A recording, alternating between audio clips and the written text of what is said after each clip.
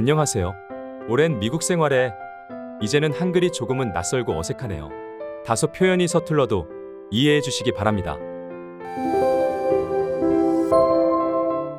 한국 드라마를 보면 꼭 주인공들은 가난한 집에 태어나서 열심히 일하고 공부하며 살곤 하죠. 부모님은 큰 사업을 하시다 몇백억의 부도를 맞고 길거리로 쫓겨나 빚쟁이들에게 시달리며 사는 그런 이야기들. 그 이야기가 정말 저에게 일어난 일이었죠. 잘나가던 집은 한순간에 길거리로 나앉게 되고 학업은 마무리하지 못하고 결국 군대로 도망을 갔죠. 할 수 있는 선택지는 없었어요. 빚쟁이들에게 시달리며 이리 쫓기고 저리 쫓기는 생활을 하다 결국 입이라도 한 개 줄이자는 생각으로 말이죠. 군대에서 군 생활을 하는 동안은 정말 공부에만 매진했습니다. 내가 할 수 있는 게 뭐가 있을까 생각하다 결국 군인이라는 신분으로 할 수 있는 건 정해져 있더라고요. 공부뿐이라는 거려. 그렇게 시간이 흘러 군대를 전역하고 사회로 나왔습니다. 제대 후에도 집안 형편은 조금도 나아지지 않았죠. 그럴 수밖에 없는 게 정말 가난이 끊임없이 가난을 낳고 있더라고요. 어머니는 식당에서 보조주방 일을 하셨고 아버지는 낮에 부도난 회사를 되살리려 노력하셨으며 늦은 저녁에는 대리운전 기사를 하신다고 했습니다. 일을 해서 번 돈은 전부 다 빚쟁이들한테 넘어가고 결국 하루하루를 처절하게 살아오셨죠. 우리 부모님들의 노력을 알기에 하루도 허투루 살지 않았습니다. 전 대형마트에 취직을 했죠. 열심히 일했고 공부했습니다. 그러던 어느 날 평소와 같이 재고 파악과 진열을 하고 있는데 마트 한쪽 코너에서 시식 행사를 하더라고요. 나레이터 모델 3명과 이모님들 2분, 이렇게 5명이 한 팀으로 일하는 것 같았습니다. 그중 나레이터 한 분과 눈이 마주쳤는데 외국인이었죠. 키는 165 정도에 약간 호리호리하지만 외국인 특유의 작은 얼굴과 긴 팔 다리 때문에 정말 비율 자체가 다르게 느껴졌습니다. 이게 사람인가? 싶을 정도로 첫눈에 반해버렸죠. 생글생글 웃는 모습은 아직도 눈에 아른아른할 정도로 눈 안으로 들어와 스며들었습니다.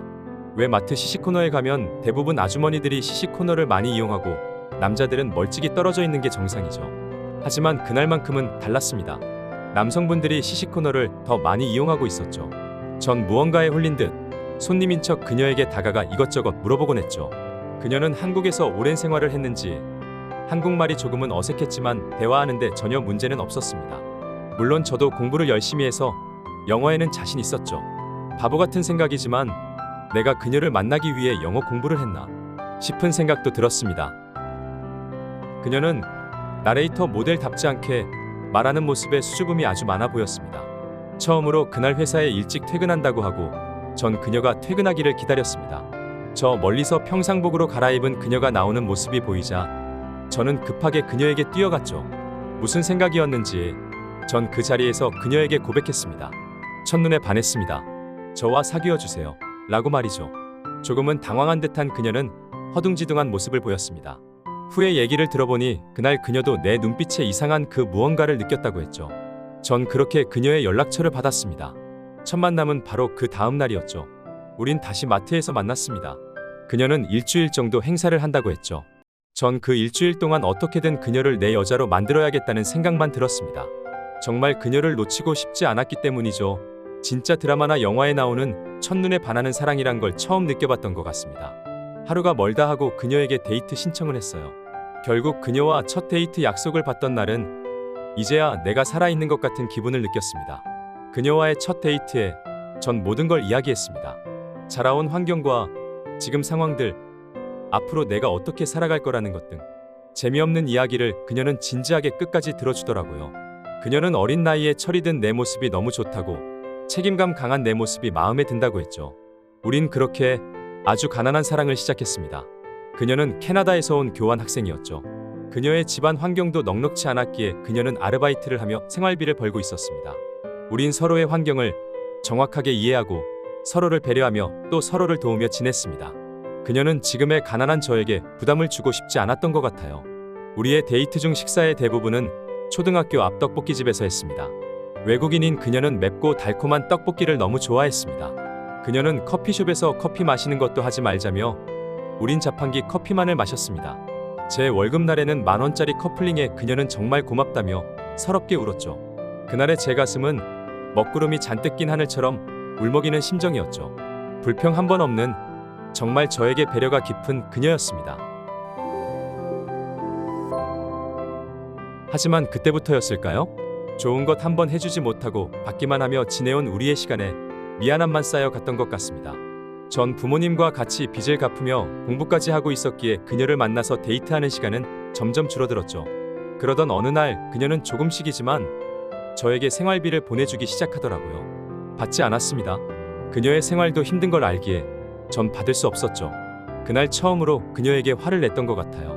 그녀는 나랑 결혼해서 같이 살 거면 이 돈 받고 우리 조금 덜 먹고 덜 입고 해서 조금씩 갚아가면서 잘 살자. 하늘이 우리를 도와줄 거야. 라고 하며 정말 서럽게 울었습니다. 전 대답을 하지 못하고 그녀에게서 등을 돌렸습니다. 그녀에게 나의 가난을 줄 수 없었기 때문이죠. 등 뒤에서 들려오는 그녀의 서러움에 가득 찬 울음소리는 내 심장을 도려내는 듯한 아픔의 소리였죠. 그날은 제 인생에서 색이 사라진 날이었습니다. 그녀는 몇 날 며칠이고 우리 집에 찾아왔습니다. 아무렇지 않은 듯 환하게 웃으며 저에게 장난도 치면서 말이죠. 그녀에게 가난이라는 아픔을 주기 싫었던 저는 필사적으로 그녀를 외면했습니다. 너무 예쁘고 너무 착한 그녀를 내가 행복하게 해줄 수 없어 보였기 때문이죠. 그렇게 그녀도 집에 찾아오는 빈도가 점차 줄어들었죠. 우리의 사랑에 아주 시린 겨울이 찾아왔습니다. 그녀와 난 다시 마주할 수 없었죠.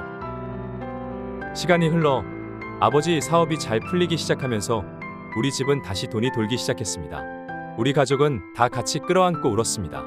가장 힘든 시간을 잘 버텨낸 우리 가족은 평생 흘릴 눈물을 그날 다 흘렸고 특히 아버지의 눈물은 더 큰 슬픔을 쏟아내고 있는 듯 해보였습니다. 갑자기 그녀의 말이 머릿속을 맴돌았습니다. 하늘이 우리를 도와줄 거야. 그녀가 생각났습니다. 이제 지긋지긋한 가난을 그녀에게 주지 않아도 되었기에 그녀가 너무 보고 싶었죠. 하지만 그녀는 연락이 되지 않았습니다. 친구들에게 물어물어 확인한 그녀의 행방은 고향인 캐나다로 돌아간 것이었죠. 억장이 무너졌습니다.